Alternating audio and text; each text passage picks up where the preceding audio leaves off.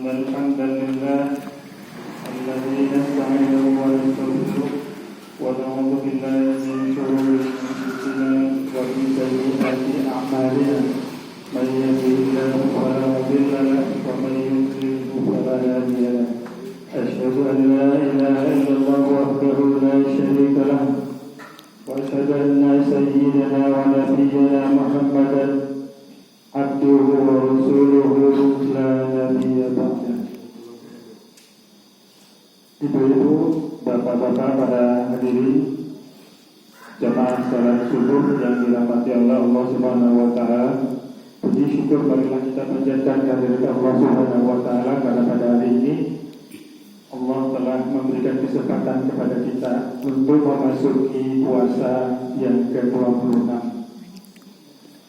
Ada banyak orang yang sempat memasuki puasa di awal-awal Ramadan, tapi kemudian di tengah dan di belakangnya tidak bisa lagi.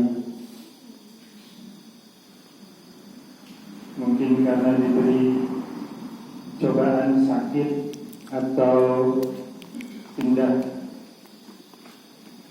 ke alam lain. Karena itu apa yang ada pada kita sekarang ini patut kita syukuri. Yang kedua, yang perlu saya ingatkan kepada diri saya sendiri dan kepada para hadirin semuanya, bahwa kita telah bersusah payah berpuasa. Mungkin hadirin ada yang protes, bagi saya puasa nggak susah payah Pak, saya gembira menerima puasa, saya gembira menghadapi puasa. Iya, betul. Tetapi kita telah berusaha keras untuk menghadapi puasa itu, menata hati kita. Kalau orang Jawa biasanya pakai padusan segala. Ada yang meninggal karena padusan, ya karena ini padusan, tapi padusannya di tengah krisis, boncengan berdua entah dengan siapa, lalu karena begitu senangnya, begitu bahagianya, ngobrol ke sana, belakang sama riwayatnya. Sampai segitunya untuk mempersiapkan puasa, kan luar biasa. Kalau di Sumatera Barat orang memiliki kebiasaan istilah apa ya, dengan istilah sana itu balimau. Balimau itu artinya mandi dengan air jeruk nipis. Tidak ada kegunanya dalam agama, tetapi ada manfaatnya. Karena setelah diteliti ternyata air jeruk nipis itu kalau dibalurkan di badan kita yang lelah, kalau kita capek misalnya habis olahraga, cobalah sekali-sekali bapak-bapak atau ibu-ibu dibalur badannya, seluruh badannya dengan air jeruk nipis. Insya Allah tidak bangun tidur sudah segar semua badan. Jadi itu manfaatnya. Jadi ketika badan kita terasa segar, bagi kita lebih nikmat, lebih nyaman untuk berpuasa, kan begitu. Jadi sampai segitunya orang mempersiapkan diri untuk berpuasa. Jangan sampai di akhir Ramadan nanti, setelah puasa nanti, pahala puasa kita itu sia-sia. Apa iya puasa kita itu sia-sia? Ya bisa. Bagaimana caranya? Ini ada hadis yang diriwayatkan oleh Abu Dawud dan dari Abu Hurairah. Bunyi hadisnya begini: Iyyakum wal hasad, fa innal hasada ya'kulul hasanati kama ta'kulun narul khababa. Jauhilah hasad atau dengki. Orang senang ngaruh tanpa alasan yang jelas, atau walaupun dengan alasan, nggak boleh kita benci sama orang. Fa innal hasada, sesungguhnya hasad itu ya'kulul hasanati, memakan kebaikan, karena ta'kulun narul uqba, sebagaimana api yang memakan kayu yang kering. Jadi kayu yang kering itu kalau dimakan oleh api, maka ia akan habis, akan menjadi arang masih dimakan oleh api menjadi abu menjadi kecil-kecil, menjadi sangat ringan, dihembus oleh angin habis. Jadi tidak ada sisanya.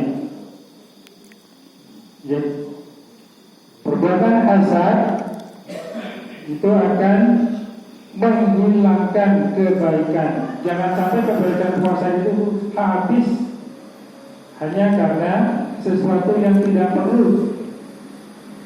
Melihat Pak Fahmi beli mobil baru, bisa sekolah di baru itu. Wah, mesti kalau sih, misalnya. Jadi hal-hal yang demikian itu akan memakan kebaikan kita. Kalau ada orang yang punya rumah lebih dari 1, 2, 3, 4, biarkanlah. Memang Allah memberikan rezeki kepada dia begitu. Tetapi kalian ini membayangkan, kalian ini membayangkan, tetapi siapa tahu warisan dia nggak punya warisan, mungkin istrinya. Dari warisannya dia beli kos-kosan misalnya. Dari kos-kosan itu setiap bulannya ada hasilnya cukup banyak, dia kumpulkan, itu yang dia makan adalah hasil jerih payah dia.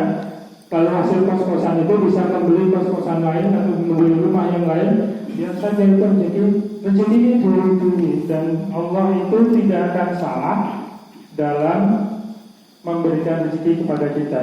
Yang penting kita berusaha keras untuk mendapatkan rezeki dari Allah Subhanahu wa Ta'ala. Pada kesempatan lain ini sekarang malah Allah yang berfirman pada surat Al-Hujurat ayat 12.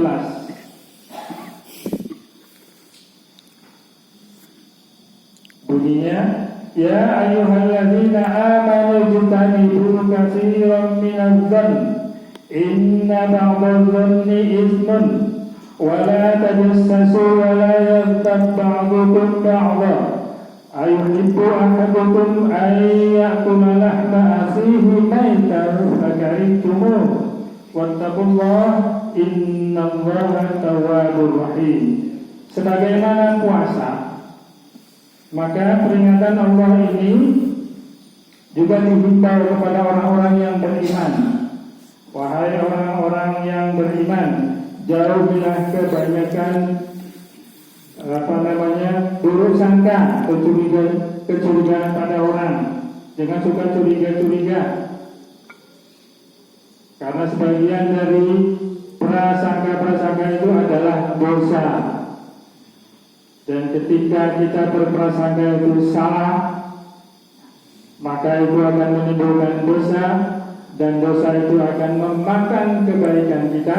Kebaikan kita itu akan diberikan kepada orang yang kita persangka-sangkakan itu.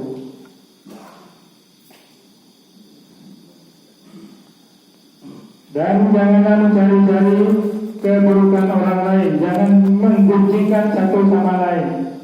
Jangan memperbincangkan orang lain.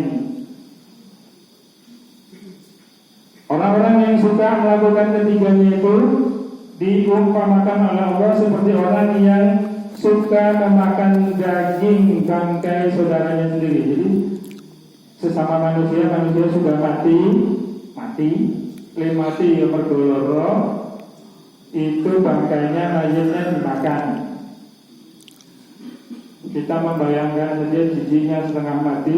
Nah, orang itu tega memakannya. Jadi kalau kita melakukan itu, diumpamakan oleh Allah seperti orang yang memakan bangkai. Betapa menjijikkannya perbuatan kita itu.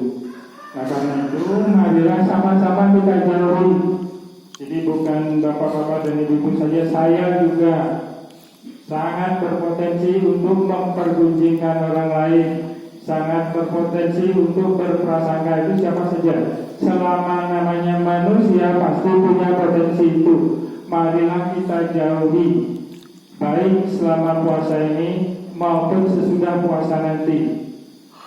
Mudah-mudahan apa yang sudah kita lakukan, kebaikan yang kita lakukan di bulan Ramadan ini, iktikaf kita upaya kita yang keras untuk mencari Lailatul Qadar itu ada manfaatnya, tetap menyisakan banyak pahala kepada kita, tidak habis seperti kayu bakar yang dimakan api tadi, kayu bakar yang kering yang dimakan api. Itu saja yang ingin saya ingatkan kepada Bapak Ibu semua dan kepada saya sendiri. Mudah-mudahan kita semua terhindar dari berprasangka, dari mempergunjingkan orang lain dan sebagainya. Berprasangka itu hanya boleh untuk diri kita sendiri, itu boleh. Kita berprasangka buruk terhadap diri sendiri itu boleh. Misalnya sudah bertahun-tahun kita punya pengalaman masak misalnya,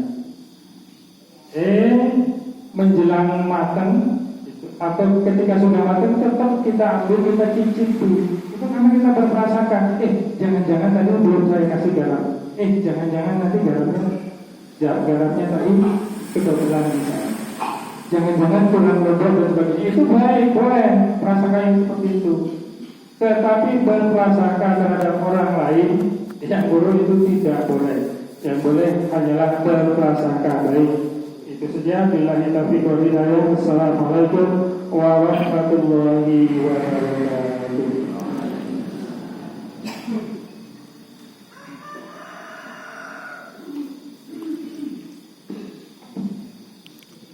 Terima kasih kepada Bapak Nur Sulaiman yang mengisi kajian pada subuh hari ini. Semoga apa yang telah disampaikan dapat menjadi hikmah dan juga menjadi amalan jariah bagi kita semua. Hadirin dan hadirat yang dirahmati Allah, dengan berakhirnya serangkaian acara hari ini, mari kita tutup dengan membaca doa kafaratul majelis.